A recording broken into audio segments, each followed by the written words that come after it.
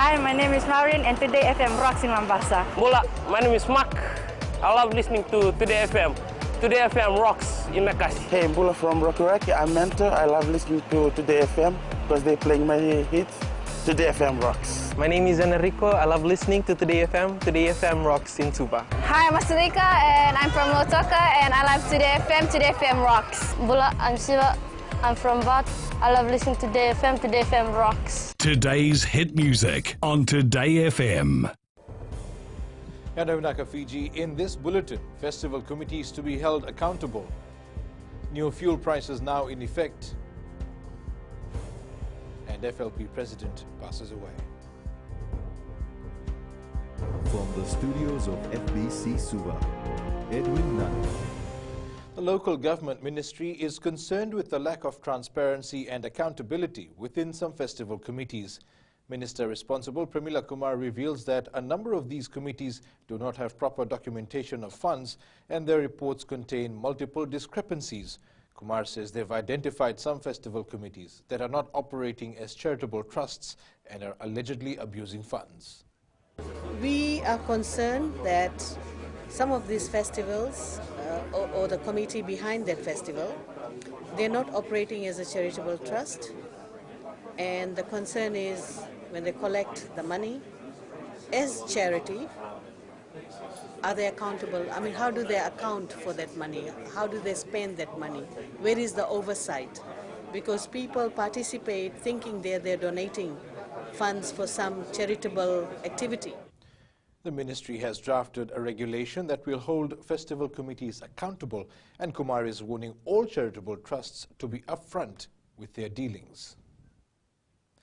The increased fuel prices are effective from today. The increases are due to the movement in international prices for petroleum and LPG products since the last quarter. This also includes the ongoing global trade tensions between China and the US. The major increases are motor spirit and premix, which increase by 18 cents per litre. The Fijian Competition and Consumer Commission says it will carry out market reviews on fuel products this week. Fiji Labour Party President Lavanya Padarat has passed away at the age of 74. This was confirmed to FBC News by FLP leader Mahendra Chaudhry. Chaudhry says Padarat passed away at the CWM hospital in Suva yesterday after a short illness. He adds Padarat had a long and distinguished career in the public arena and her passing is a loss to the party.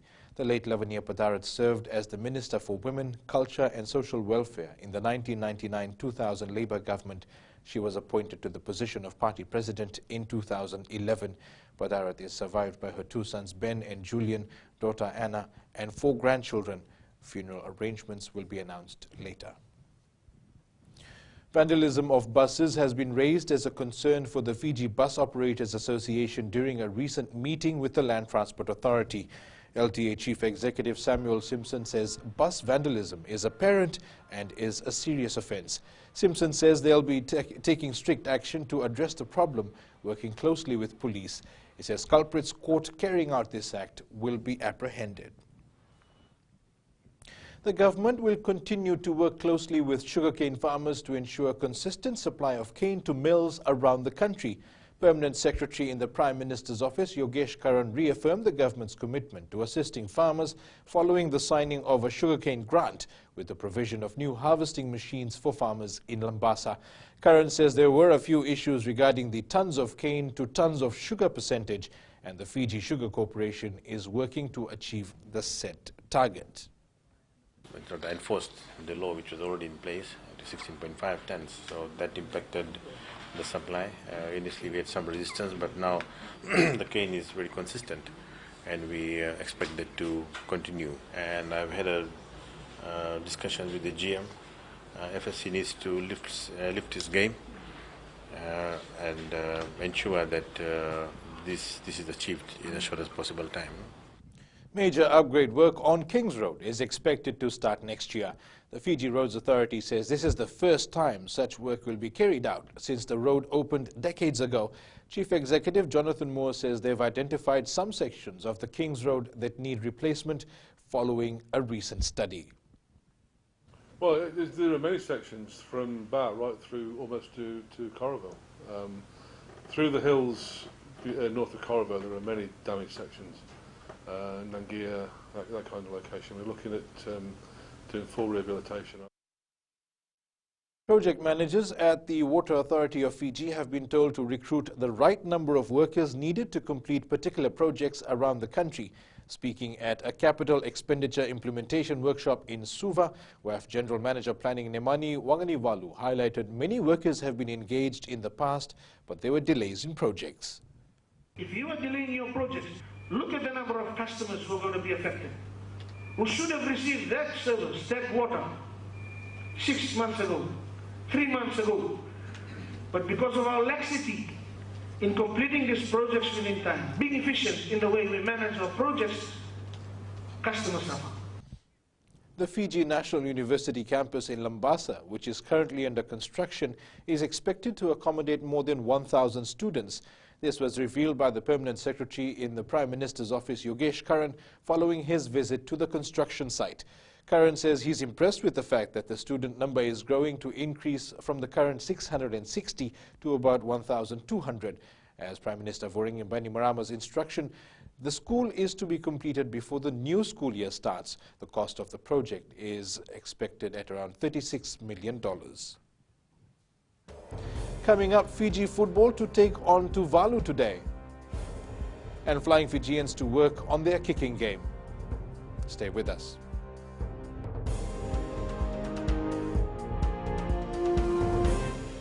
Zola ngwela o veteranu ako itabua ako do talitay na barong na Bula FM nambando na seri Bula ang gono ilutoka do talita ka ng Bula FM berarti nambando na seri ni Bula binaka nanregen go sa Bula FM nga na kasi nalango sa mundo active na Bula FM nambando na seri nusuri ni Bula binaka nalango Jerry yang melambasa do barong na Bula FM Bula FM number 2 en seri.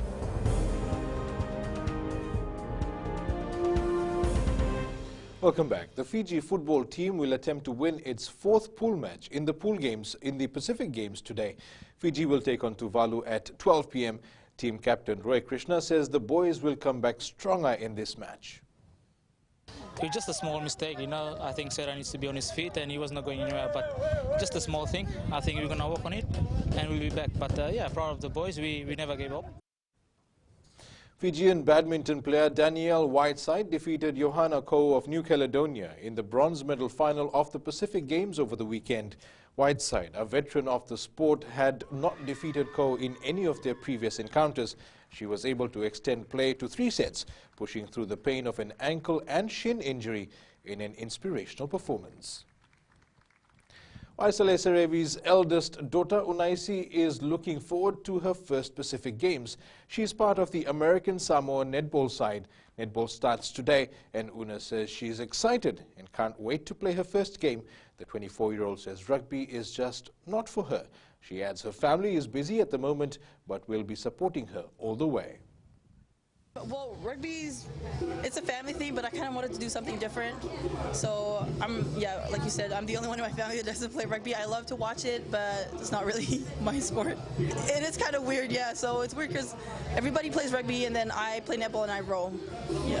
Oh, so everybody was kind of busy. Dad's in France right now getting ready for Olympic qualifiers. My sister's playing for the USA 15 team for the Super Series.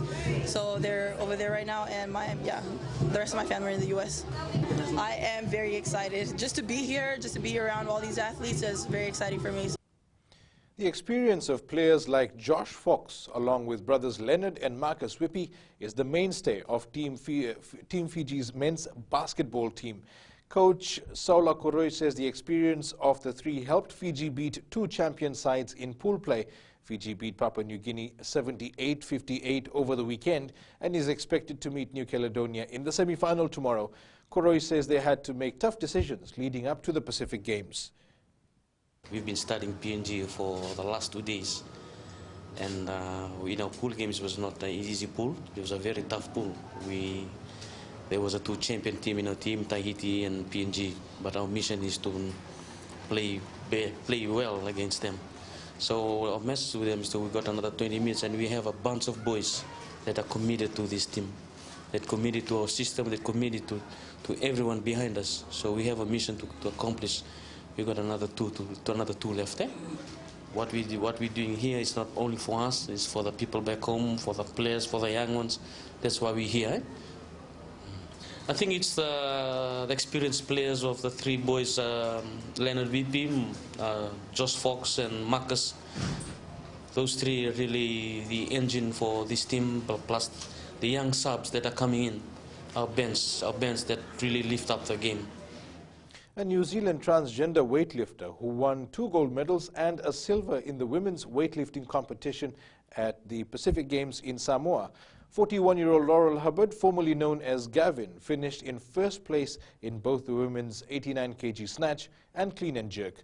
Former champion 18-year-old Whengainga Stowers finished in second place. After the Flying Fijians' historic performance against the Maori All Blacks over the weekend, coach John McKee says the team needs to work on their kicking game. The Flying Fijians failed to convert 2 tries but ended their match against the Maori All Blacks with a higher margin. With more test matches coming up, McKee says kicking will need attention now. We kicked at the wrong time. We need to have a good kicking game to be able to work our field position, particularly, you see in the second half.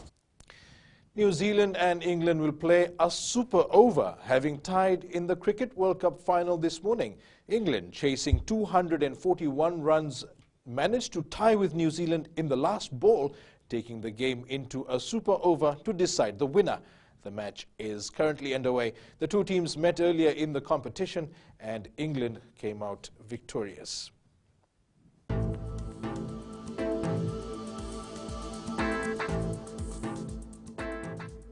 Expect fine weather this morning until midday for most parts of Fiji, with a chance of isolated showers and cloudy conditions in the Northern Division and in some parts of Viti Levu later in the afternoon. And that is your FBC News Morning. Remember to join us at 1 p.m.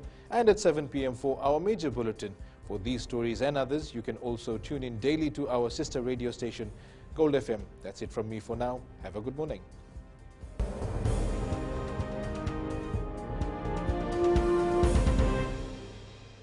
मैं तो दिल्ली में रहता हूँ और radio Fiji रोज सुनता हूँ। मेरा नाम सुखराम है। मैं नंदूरू नौसोरी में रहता हूँ। हमेशा मैं रेडियो फीजी 2 सुनता हूँ। रेकी ओने नाबू, हमारा नाम है विनोद लाल फैंटम। रेडियो फीजी 2 हम लोग बहुत लाइक करता हुआ ये सुनता है। हम विनोद प्रकाश है, गोल्टन तामुआ में रहता है और सबको रेडियो फीजी 2 सुने, सबको लाइक करे। हम एक कलाकार है, लोकगीत कमलावती नारायण बतीरी सिंगाटोका के, और रेडियो फीजी 2 हमें बहुत पसंद है। रेडियो फीजी 2 देश की धड़कन।